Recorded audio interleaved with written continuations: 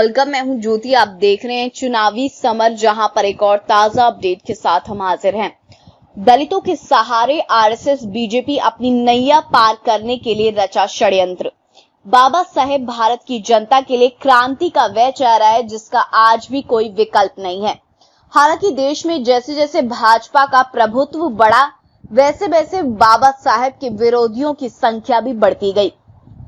लेकिन देश में कुछ ऐसे भी लोग हैं जिनके मुख में राम है और बगल में छुरी है, यानी कि जनता के सामने तो बाबा साहेब समर्थक होने का नाटक करते हैं, पर मौका मिलते ही बाबा साहेब और दलितों का अपमान करने में नहीं चूकते।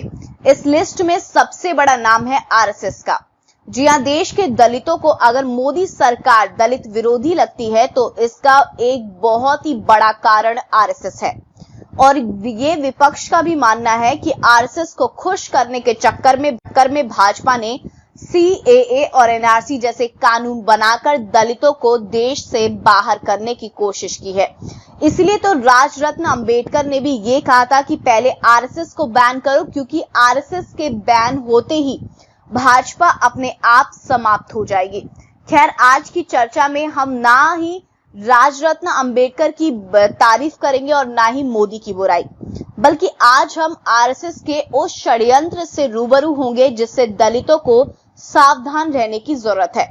आपको बता दें कि विपक्ष को भले ऐसा महसूस होता हो कि आरएसएस के कारण देश के संविधान को खतरा है, पर आरएसएस ने कई बार खुद को बाबा साहेब का समर्थक जताने की कोशिश की है। वहीं देश में भाजपा के खिलाफ हवा बहते हुए देखकर आरएसएस ने फिर से कोई नई रणनीति बनाई है। दरअसल सूत्रों के अनुसार आरएसएस बाबा साहेब के समर्थन एक आयोजन करने की तैयारी में है।